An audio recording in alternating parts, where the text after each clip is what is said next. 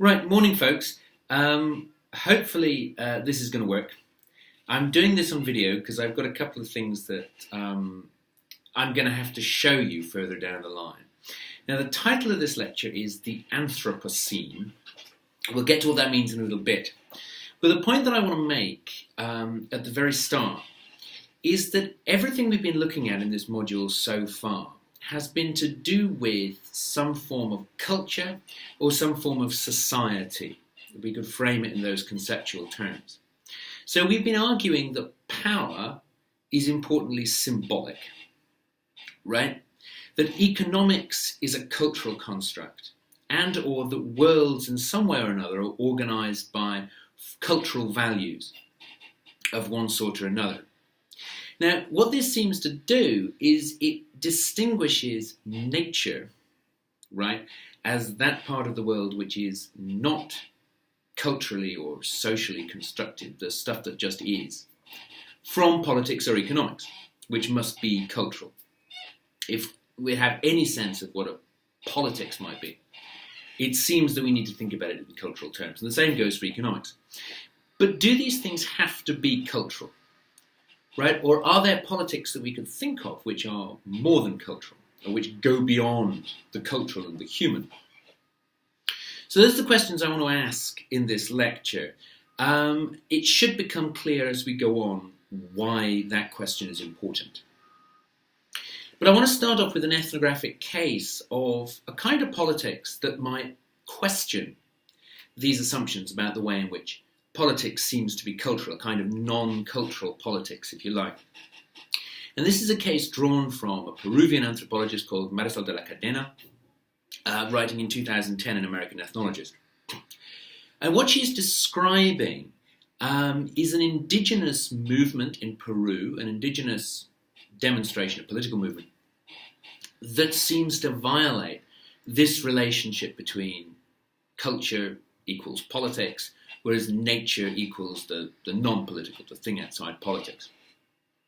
Well, where she starts off is with a particular moment in contemporary Latin American politics, where what you're seeing across the continent now is a turn to the left. It's maybe going backwards now, but there's a turn to the left, and particularly a turn away from Europeanized mestizo forms of politics towards indigenous social movements, which take their power and take their mission from movements for indigenous rights, for indigenous culture, and so on. And what she argues is that these indigenous social movements are in the business of confusing what will and won't be included in the domain of politics. Just to give you a sense of what this means, she quotes from Chapter 7 of the 2008 Constitution of the Republic of Ecuador. And this reads, quote, "Nature, or Pachamama, where life becomes real and reproduces itself, has the right to be integrally respected in its existence and to the maintenance and regeneration of its life cycles, structures, functions, and evolutionary processes." And to give you a bit of background, Pachamama is the word's a Quechua word. It means the Earth Mother, and it's an indigenous way of talking about what we might call the natural environment.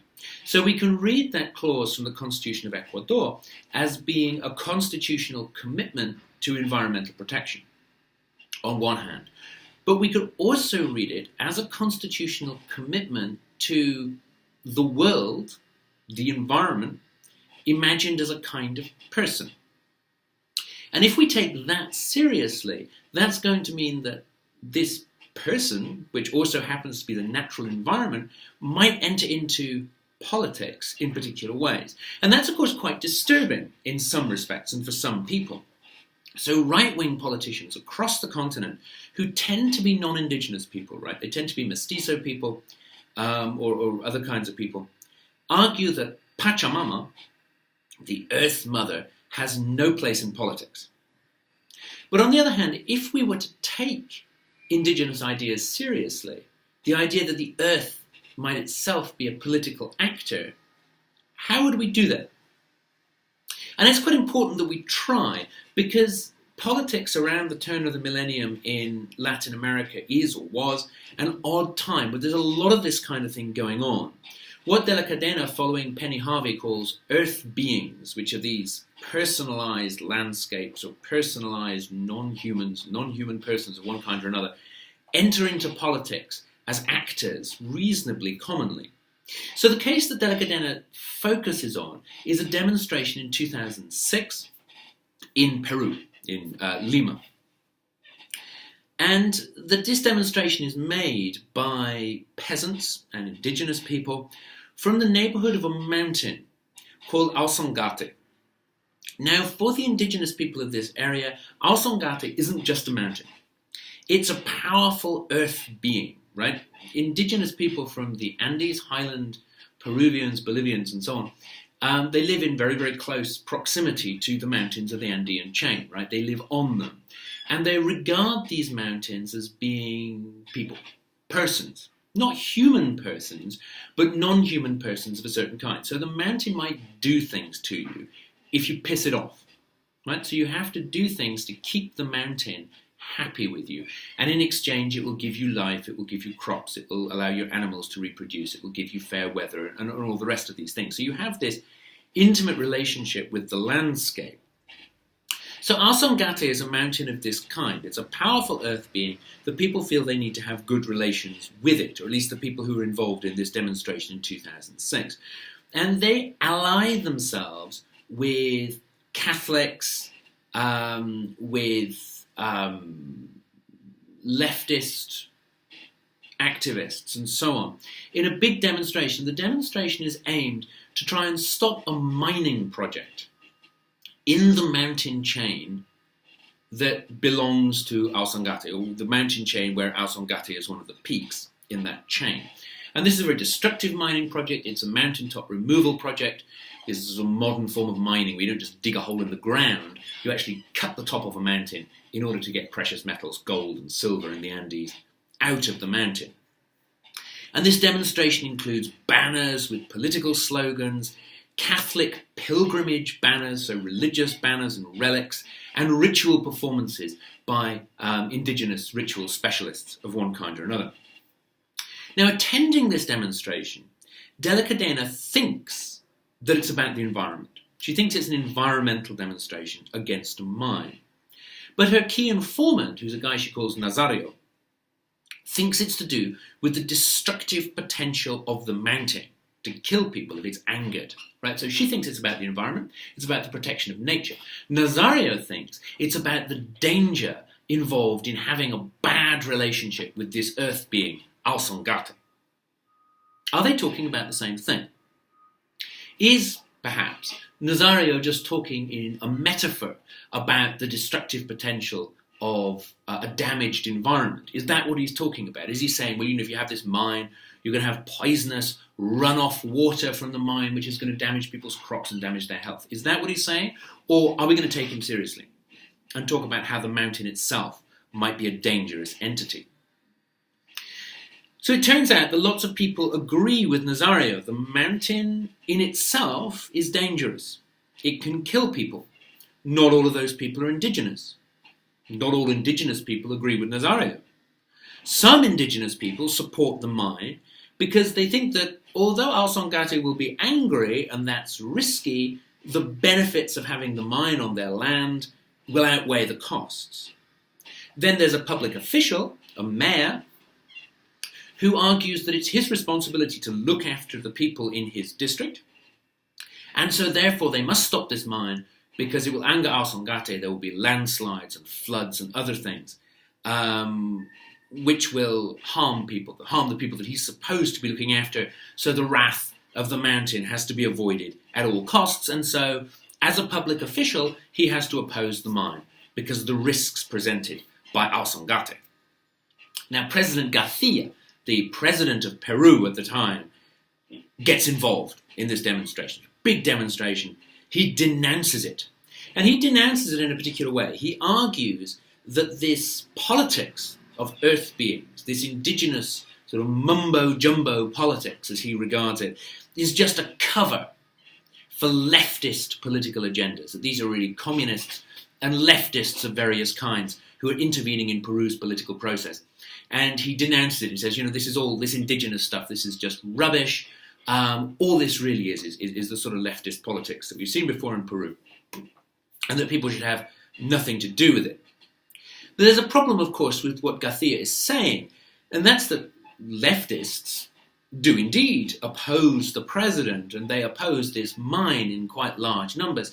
But the thing about leftists is they don't normally recruit sacred mountains to make their political points, right? They generally recruit Marx or political economy or whatever. It's very unusual to find a communist talking about sacred mountains. So is this then just a question about ideology? This is the same question as we were asking about Nazario. Is he talking in metaphors? Is this just a way of presenting an environmentalist, leftist political agenda in terms of elements of indigenous culture? Right? Is this what's going on? So De la Cadena concedes that you could construe what's happening in this demonstration as a kind of Foucauldian cultural appropriation of political economy and environmentalism, taking on these global discourses and refashioning them in a way which is appropriate to indigenous people in Peru. Right? So you could see these indigenous Peruvians plugging into a global discourse on environmentalism, making it in their own terms and reusing it to improve their political position. You could also regard this as being a sort of resistant countercultural attempt to produce an alternative political sphere which is about indigenous culture, and to try and create a space in which politics has to be done on these indigenous cultural terms. That would be a more Scott-esque kind of interpretation of what's going on. But there's a problem with both of these kinds of perspectives on what's happening around Alsongate. And that's that these ideas are couched fundamentally in terms of what Marx would call ideology. And ideology means, from this point of view, the way in which real relations of power are covered up by something else. And in this case, this idea of the sacred mountain would be the ideology which is covering up these real material relations of power. But that doesn't seem to work in this case. And it doesn't seem to work because it's not at all clear that power is really what's at stake for these indigenous people. What if they're genuinely worried about the risk of this mountain killing them all if it gets upset? Right? If they're really worried about that, then what they're talking about is not ideology. They're talking straightforward fact. It might have certain kinds of power effects, but that's not why they're engaging in this conversation. Also, this explanation in terms of ideology is problematic because it turns out that conventional politicians of all political stripes oppose indigenous people talking about earth beings in national politics. So leftists dislike it, right-wingers dislike it, liberals dislike it, authoritarian politicians dislike it. They all say this is baloney, this is rubbish. So what De la Cadena suggests is that this indigenous politics around earth beings is not really an ideological strategy within conventional politics. Rather, it's an attack on the basis of politics itself. Politics as something which is separated from nature. Politics is a domain of culture, right?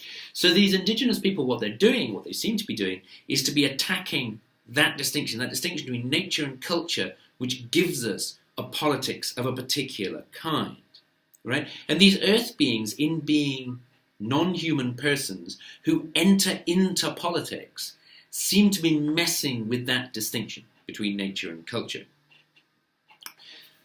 So that seems to be what's going on here, at least for De la Cadena, and it's a problem. It's a problem generally because of the way that Western Europeans, or the Western European tradition, the Enlightenment tradition, creates knowledge or constructs the idea of knowledge. If you think about it, science, which is our knowledge of nature, conventionally can never be mixed with politics. So nature and politics are difficult to mix together, or at least they only mix in one direction. Science might influence politics, but a nature, a science, which is political or politically motivated is bad science, right? If you go off and do experiments and try and find something out about the natural world, because you have a political agenda, then that's bad science, that's biased, that's invalid, that's no good. And in Latin America, this distinction between nature and culture, or between nature and politics, has a deep history in colonialism, which goes back to the 16th century and the beginning of colonialism in Latin America. Because the way that colonialism played out, only people who were people of culture were able to enter into politics, to enter into the process of ruling and governing colonized Latin America. People who were too close to nature, that means indigenous people, were systematically excluded from political representation of all kinds. And in fact, until very, very recently, land, right, if you bought and sold land, in Latin America, a lot of the land was held by these very, very large estates called latifundios, which are, like aristocratic domains in medieval Europe, right? When these things changed hands, it wasn't just the surface of the land itself that was bought and sold, but the indigenous populations who inhabited that land were regarded as being part of the landscape and were bought and sold along with the land as components of nature, right? So indigenous people seemed, for the longest time, to be natural. And the only way of getting indigenous people involved in the state, in the government as full citizens, was to destroy their indigeneity. And the way that people thought about that, historically, in some ways continue to think about that, is through education. So you get literate indigenous people stop being indigenous. They start being mestizo. So the aim of a lot of colonial politics, even liberal colonial politics, in relation to indigenous people, is to educate them, to get them literate, and therefore to somehow drive the indigenous out of them and make them into fully cultural beings who can enter into politics. Now, what seems to be happening then, with things like Alsongate entering politics, these earth beings like Pachamama entering politics, is that indigenous people are challenging the idea that politics can only be based on this narrow definition of culture, that there might be non-cultural beings, beings from outside of culture, which are going to burst their way in, which are going to open up the cultural sphere to things which you wouldn't normally be able to accept. And in doing that, they're going to sort of retool it and rethink it and make politics into something different and something which operates in a different way. It's not just going to be this narrow world which is inhabited by people who think in modern or Western ways and who live their lives in those ways. So De la Cadena's key contention is that indigenous politics is radical, not because it has an environmental agenda or it's particularly leftist. It's radical because it isn't asking for something which is allowed within the normal sphere of politics. Right? It's not asking for something which it can have. It's actually asking for something which it can't have. Right? That we recognize the personhood of a mountain or the personhood of the environment at large in the form of Pachamama. So as such, what it's doing is it's attacking the very basis of the political as human as opposed to nature.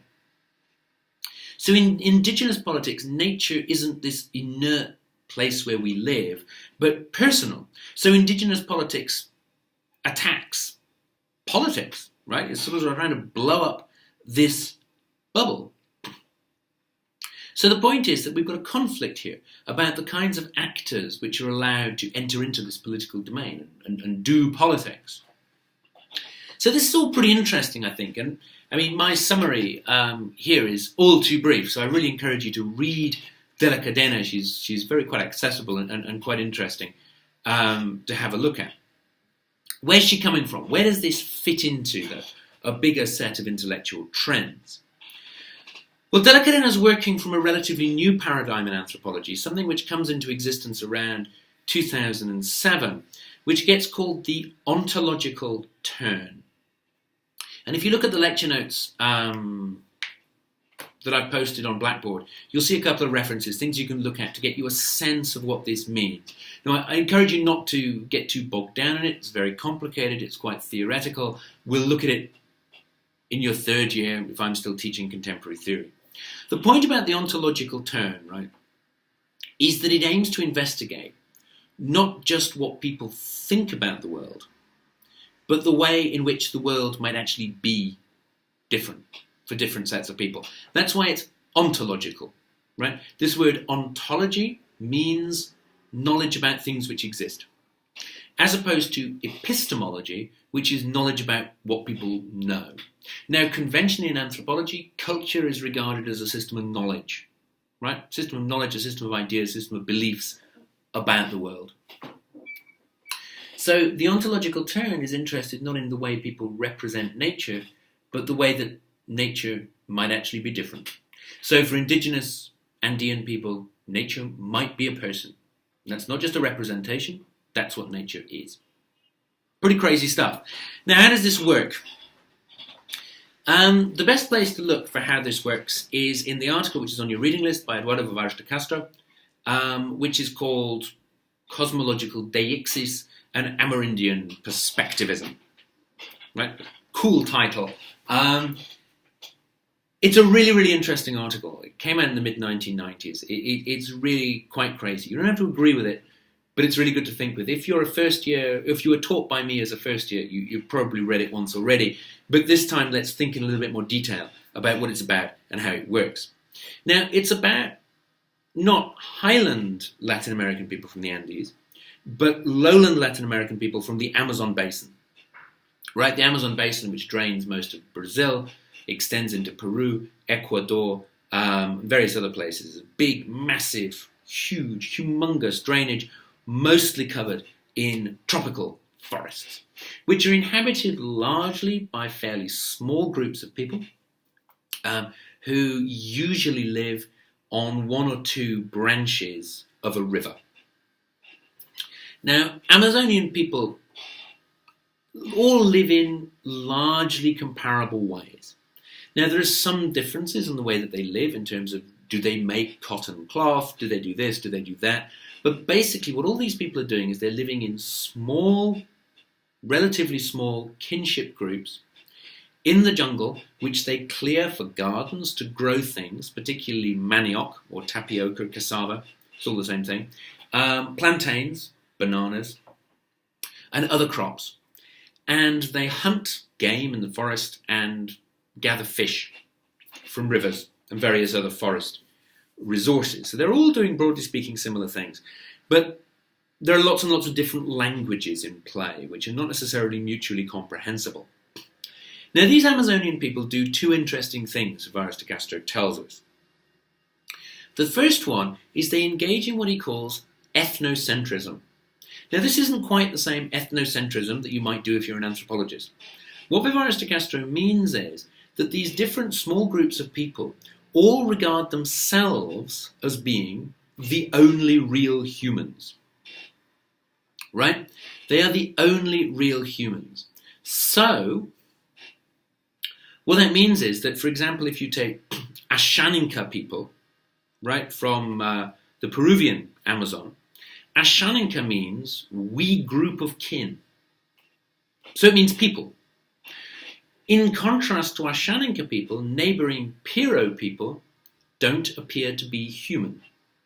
And most of these names by which indigenous Amazonian people call themselves, in their own languages, means people or real people in one way or another. Whereas other people from different river valleys or even just down the same valley, they could be 10 minutes walk away, are not actually people. So this is ethnocentrism. The other thing that they do is animism. Animism means a bunch of different stuff, but in this context, it means that Amazonian people are prepared to regard animals, trees, thunder and lightning, the moon, all kinds of things as being people. Right? So you've got the people down the way are not real human beings, but all kinds of non-human entities, are persons. How does this make sense?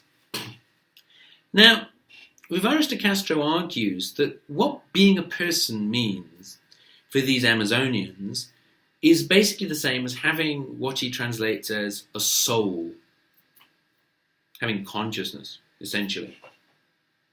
So a lot of Amazonian ritual activity involves shamans sending out their souls to talk to and interact with the souls of non-human persons, which might be the sun, it might be a tapir, it might be a jaguar, it might be a fish or a crab, and being able to return and use that knowledge in different ways. Now, what's going on in this animism, Vivaris de Castro is arguing, is that every different kind of person, that is all of the animals that these Amazonians regard as being persons, the sun, the fish, whatever else they regard as persons, sees itself as human. Right? Now, what human means in this context is they see themselves doing the things that real humans, that is, if you like, if you think about ourselves as being Amazonians, our group, the things that our group do, our group, remember, are the only real humans. So being human means doing the things that our group does. Living in thatched houses, gardening plantains and manioc in the forest, eating game and fish and vegetables, drinking manioc beer. These are the things which real humans do and which mark you as being a real human. But what Vivaris de Castro is going to argue is that when Amazonians talk about jaguars or peccaries, which are wild pigs, seeing themselves as human, they see themselves doing exactly those things. So I'm just going to move the camera for a second because I've got something I have to show you here. So I've got some plastic cups here. How am I going to do this? Right, so here we've got a plastic cup marked with a P for peccary. Right? Here's another one marked with an H for human. Okay, let me move those so you can see them. J is for jaguar. Okay? Now, the way this works is that if I'm a human being, right, I live in a thatched house and I eat manioc and I drink manioc beer and I eat game from the forest and so on. I see wild pigs as being wild pigs. I see jaguars as being jaguars, right? They're dangerous. They live in the forest. This is a 300-pound cat which doesn't make any noise and which kills people, right? So what happens is that I get preyed upon by jaguars and I prey on peccaries. And I can see the peccaries rolling about in the mud and doing their peccary stuff. I can see the jaguars going around in the forest, killing other animals and drinking their blood. But how does the peccary see itself? Now remember that the peccary is a person. It has a soul. The peccary sees itself as being human. So essentially what I have to do is I have to move each of these positions one further to this side. So the peccary sees itself as being human. The peccary sees itself as living in a thatched house, right? As having rituals like human beings, as eating tapioca and manioc beer and so on. So when peccaries are rolling about, wallowing in the mud, human beings see them wallowing in the mud. But the peccaries see themselves engaging in human social life, going to dances, drinking manioc beer, having rituals. That's what the peccaries are doing from their perspective. Whereas to the humans, they're rolling in the mud, right? Human beings hunt peccaries. Now, a human being hunting a peccary sees himself as a human being shooting a wild pig with a bow and arrow or a blowpipe or a shotgun or whatever and taking its flesh home for his wife to cook so they can eat it. The peccaries see a dangerous jaguar attacking them and killing them. So what happens, you see, is that the peccary doesn't see itself as a peccary, it sees itself as human. So this position here is what the human being sees as a peccary This is the human being seeing itself as itself, but the peccary sees it as a jaguar, and whatever it is that the peccary eats, it's going to tend to see as peccaries or manioc or other forms of human food. By the same token, if we just put that diagram back again, here's our human, and the human sees jaguars hunting them in the forest. The jaguar sees itself as human. That means it sees the human as a peccary. Now, there are also dangerous spirits in the forest which presumably prey on jaguars. Human beings would see them as dangerous spirits, mythic beings of one kind or another, but the jaguar sees them as jaguars. Right? And the jaguar, although the human being sees it eating flesh raw and drinking blood and doing all sorts of other brutal, carnivorous, animalistic things, sees itself drinking manioc beer, eating plantains and bushmeat, and doing all the things that human beings do. Right? So this is what Aristocastro means by perspectivism. I'll put my cups away now. We can work through that again in class. It's a little bit complicated to get your head around, but that's what it's about. Right? Each of these different species of creature, each thing with a soul, sees itself as human. That is, doing all of the things that humans do, doing essentially human culture. So human culture gets to be diagnostic of humanity, so long as we remember that human culture is exactly what my own ethno-linguistic group does. Right? So that's really important, right? This is pretty crazy stuff. This means that if a jaguar is drinking blood, as I said, it sees itself drinking manioc beer. Now, this implies something really interesting. What it means is that the construction of the world, the cultural construction of the world, is not just something that human beings do. Actually, the cultural construction of the world is what all beings with souls do, because they all see themselves as human. It's just that they construct the world as human from different perspectives, from different places, from different points. Or as Aristocastro argues, what actually makes the difference between the way people see themselves as human or as jaguars or as peccaries or whatever is because they have different bodies. So an embodied human always sees itself as a human. An embodied jaguar always sees itself as a jaguar, but always sees itself as a human, beg your pardon, never sees itself as a jaguar. Right? An embodied jaguar always sees itself as a jaguar, whereas I'll see it as a... Okay, I'm getting horribly mixed up here. An embodied jaguar sees itself as a human. I will see it as a jaguar. Now that means that the jaguar's vision of the world, the jaguar's world, right, the way that culture shapes its humanity is actually fundamentally different. In fact, the jaguar is really living in a totally different world in which blood is manioc beer. Whereas I live in a world where manioc beer is manioc beer. It's not blood at all. Whereas, of course, from a jaguar's point of view, I look like a peccary. And my manioc beer is probably actually, if the jaguar's watching, dirty water out of a river. Whereas, of course, if it's a peccary speaking, then I'm a jaguar, right? And when I drink manioc beer, I think I'm drinking manioc beer, but presumably the peccary sees me drinking blood and with it dripping down my fangs and, making me all red and messy. So these different bodies that different creatures have actually cause them to operate in completely different worlds, all of which are cultural, right? Because all of these creatures are human on their own terms. This explains, of course, why animals might be persons. It's not just that Amazonian people talk about them as persons, they are actually persons. They see themselves as persons. So it's not just a question of, Amazonian people construct jaguars as being persons, the jaguar thinks it's a person. It also explains why Amazonian people are so ethnocentric.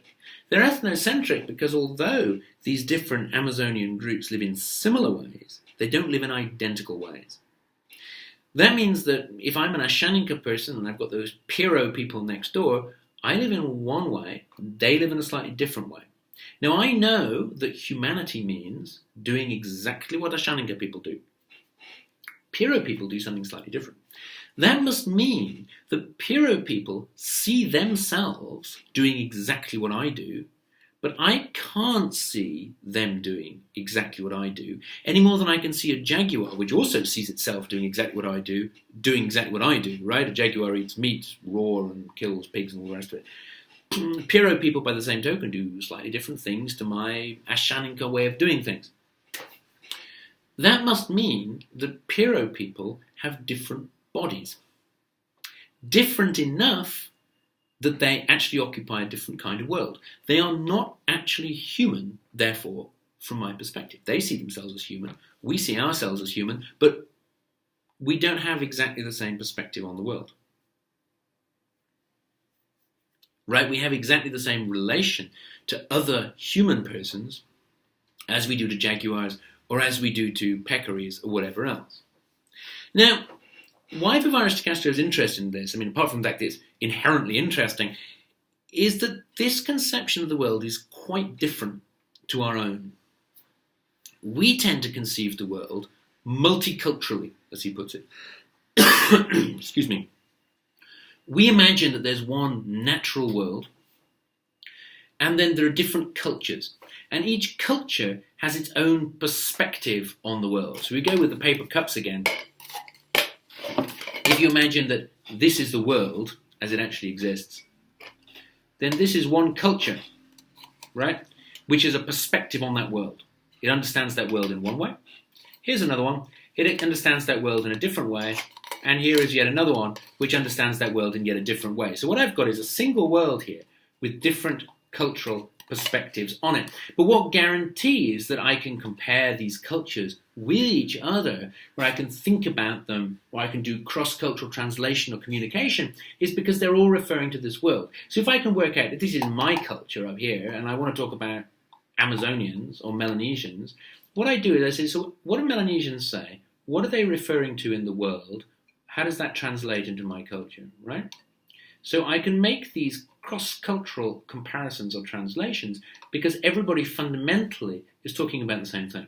All cultures are forms of knowledge, right? Epistemological takes, if you like, on the world.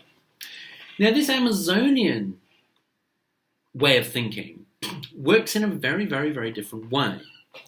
And the reason it's so different, or one of the reasons it's so different, is because the baseline from which everybody is working, the thing which is the same for everybody, is not the world, it's culture.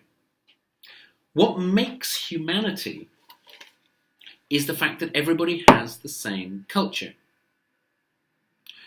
What makes difference in the world then is not culture, right? Because all human entities, all persons, have the same culture, which is why they see themselves as human.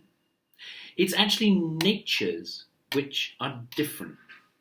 It's the jaguar's nature, its body, what it eats, what it likes, the way it moves around the forest, which makes it see the world from its particular perspective. Right? It's not jaguar culture, it's jaguar body, which is different to human body. That's obvious, right? I mean, jaguars are different. They're 300-pound cats. They're yellow with black spots. They're dangerous. They walk about at night, whereas humans walk about in the day. There are all kinds of differences between jaguars and humans. Now, so the difference between jaguars and humans are their bodies, which differentiates the perspective they have on the world, but that perspective they have on the world isn't a different culture, because they have the same culture. They all see themselves as human. So what it turns out for Vivaris de Castro is that difference between different sets of people and between people and animals is not determined by culture, because everyone has the same culture. It's determined by nature.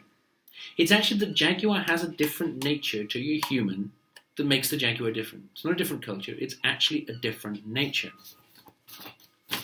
So essentially what Vivaris de Castro is doing is he's taking conventional sort of scientific, modernistic ideas about nature and he's turning them inside out. What's more, if it's nature that makes people different from one another, right? If it's that we inhabit different natures, then it means that the difference between me and an Amazonian person, or between an indigenous Peruvian and a mestizo Peruvian, can't be culture. They all have the same culture, if we take this kind of thing seriously. If they all have the same culture, then it must be the nature that they inhabit that is different. Which, of course, starts to make sense of this whole issue about Alsangate, right? The reason that this all looks so threatening and so crazy to somebody like President Garcia, who's not prepared to accept that you might have this sentient mountain that you have to deal with politically, is because the nature that he occupies doesn't include a sentient mountain. But for an indigenous person, that mountain is authentically sentient, and it has to enter into this kind of politics. So if we're going to try and incorporate indigenous people into our politics, it's got to happen, if they're going to come in as indigenous people, is actually the politics has to happen at the level of the question of what is nature, and how do we handle nature, and how do we let nature into our politics. It essentially opens up politics to the question of non-humans. How do non-humans engage the world? How must we engage non-humans? It's not just an account of culture then, but an account of the world in which culture happens, structured in a completely different way. So that's why this is an ontological term, right? It's a question about what exists.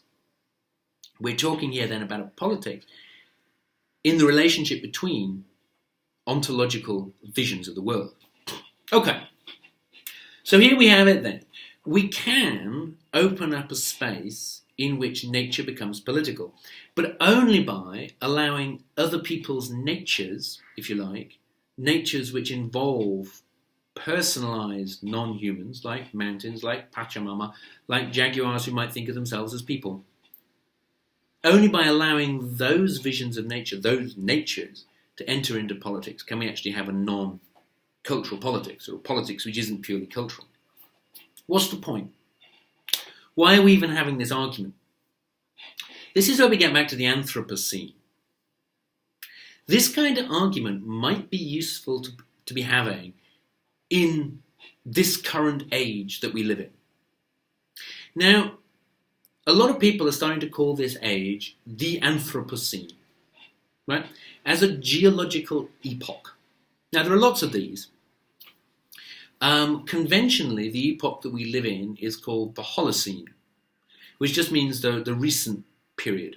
But recently, geologists and climate scientists and ecologists and various specialists have put forward this term Anthropocene.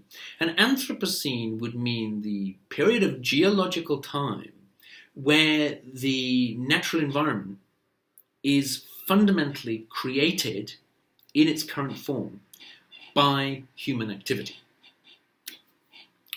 Now that epoch would either come after the Holocene, so maybe the Holocene is finished and we've entered the Anthropocene, or maybe the Holocene was always the Anthropocene. There are different ideas about when this Anthropocene might start and the way that we might think about it.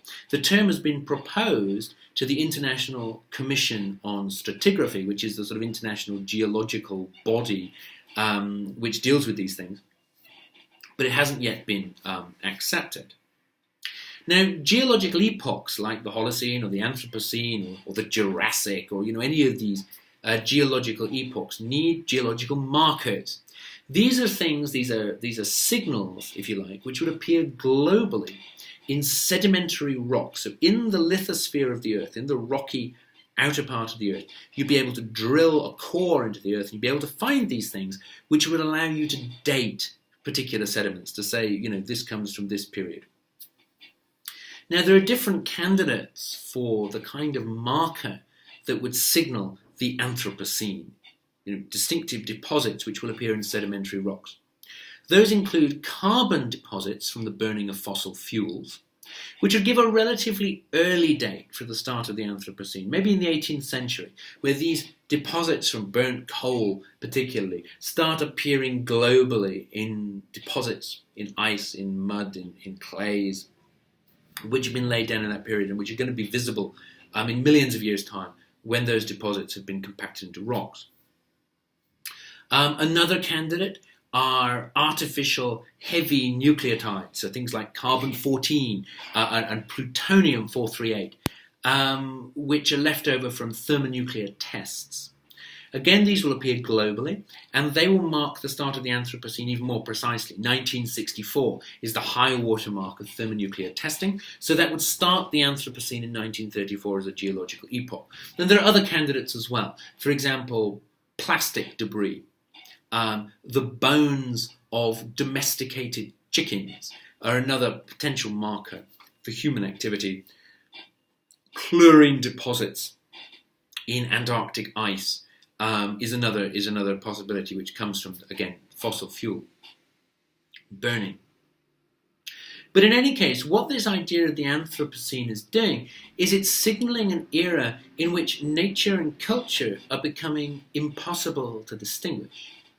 So the qualities of the atmosphere, right, what gases it's actually composed of, the quality of the sea, right, is the sea, what pH does the sea have? Is it acid? Is it alkaline? Is it neutral, right? What kinds of life can it support? What temperature is it at? The kinds of creatures and plants that live on the land, the pattern of the weather, right?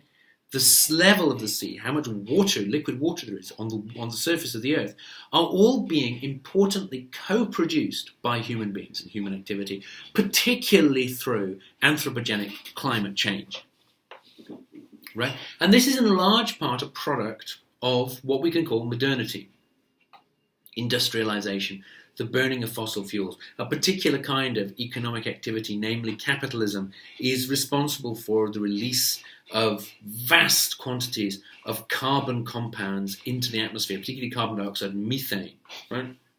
Which radically changes the composition of the atmosphere. So the level of atmospheric carbon dioxide has risen from a range 100 to 280 parts per million on average at the beginning of the industrial period, up to an average in excess of 400 parts per million now. So there's been a massive increase in atmospheric carbon compounds over the past 200-300 years.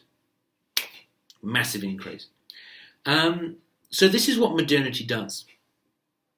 Now, modernity, importantly, is predicated on exactly the mode of thought that takes nature as its object and as being something radically separate from human life.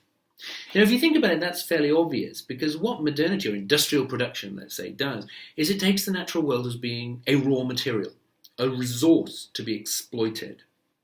You don't have to care what it thinks. If you think back to Polanyi, the natural world is being regarded just as land, right, as a commodity to be bought and sold. The only interesting thing about raw materials in many ways is how much does it cost? That gets a bit more complicated nowadays. We start thinking about environmental protections, but environmental protections still get thought about in terms of how much will pollution cost to clean up? How much are the land rights that you lose if somebody makes a massive mine on your land? How much are those land rights worth? How much money do I have to give you? So modernity tends to take nature as this external thing, which can be priced and exploited. It's certainly not a person with which you have to enter into a certain kind of relationship, right? Nature has this external quality for modernity, as opposed to culture, which is, of course, capitalism, is the economy, is politics. So those sorts of debates, the way we structure our social lives, the sorts of things we do with raw materials, all this moves things into the domain of culture, which no longer has anything to do with nature. So nature appears as this externality. And it's this mode of thought, of course, which has landed us in the mess that we're in now, where there's a very real possibility that the Earth will become uninhabitable within my children or grandchildren's lifetimes. Right? So this is essentially what modernity does. This exclusion, this externalization of nature is incredibly destructive. This enables a massive exploitation of the natural world. And of course that's very, very different to the way in which other people think about the environment. If you think about the idea of Pachamama, or the idea that some mountains might be persons, those kinds of ideas make that exploitation much, much, much more difficult to think about, right? Even with that demonstration in Peru, you have indigenous people who are saying, we mustn't touch these mountains, right? We mustn't have this mine because the mountain will be angry. Other people are saying, well, we can have the mine, it's worth the risk, we think that we can deal with the anger of the mountain. But that's a totally different calculation than you'd make if you're a mining executive who thinks the mountain is just a mountain. Right? You think, oh, we're going to knock the top of the mountain, who cares? It's just a mountain. If you think the mountain is a person, then you have to enter into a different kind of calculation. You have to accept that that mountain actually shapes and creates your life in a particular way.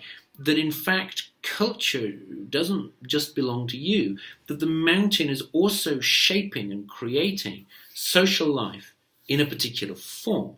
And it's that kind of consideration that Vivaris de Castro's perspective is trying to force us to make, in a sense. Because what Vivaris de Castro is going to do with all of these ideas about non-human entities also entertaining culture, or culture not purely being a property of human beings, is that it's going to force us to rethink, to break up our certainties about nature and to take account of non-human entities, be they mountains or jaguars or whales or forests or the Gulf Stream or the Arctic ice cap, right? It's going to force us to take these non-human entities in different ways and to think about their ways of conceiving the world. Now, of course, we don't have to think about the Arctic ice cap having culture, but we could start thinking about the way in which the Arctic ice cap permits culture to exist in a certain form. Right? The culture doesn't belong to us. It also belongs to the Arctic ice cap.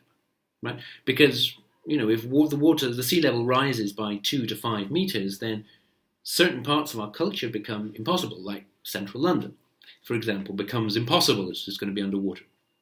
So culture is not a property of human beings. Culture also belongs to non-humans, which means that we have to attend to the environment differently and perhaps be more willing to accommodate the needs or the views or the interests of entities like honeybees, like ice caps, like rainforests, in the way we engage with nature. There's a similar kind of point that's being made by a number of different scholars. Bruno Latour, who I'm not going to talk about now so as not to complicate the issue, but if you're interested, Bruno Latour is a really interesting guy to look into. He's thought about this very explicitly in his recent work. In short, what's going on here is a straightforward attack on the way in which moderns appreciate the world. This is an effort to break up the whole intellectual basis of the way in which we have exploited and we are destroying the natural world, not just by saying, well, this is a really bad idea, because, obviously it's a bad idea and everyone knows it's a bad idea, but somehow that message isn't getting through. But it's to argue that, look, if you look at the natural world not as a thing, but as a person, if you look at it as being something with which you're in partnership, where culture is not just something that belongs to human beings, but which is worked out between human beings and non-human entities in particular ways, then if you start messing with the non-human components of those relationships, then human culture in the form that we know it now becomes impossible. So that's what we're trying to do. Now I'm going to leave it here. There's a section in the lecture notes which is about critiques of this position. I'd like you to read it. And on Friday, in the class on Friday, we're going to talk our way through the Vivaris de Castro, make sure everyone's happy with that. And we're also going to think about whether this idea is a good idea, whether it helps. So look at the lecture notes on Blackboard. Read through the last couple of paragraphs, which are paragraphs about critiques of Vivaris de Castro's position, Delecadena's position. Have a look at Vivaris de Castro. Have a look at Bessier and Bon, 2014. It's a really, really, really interesting article. And then we'll just have a debate about this on Friday in class. Until then, I hope this video has been okay. I hope this is tolerably useful. Yeah. Until then, have a think about this stuff. It's pretty crazy. It's pretty exciting. And we'll talk it through on Friday. Bye.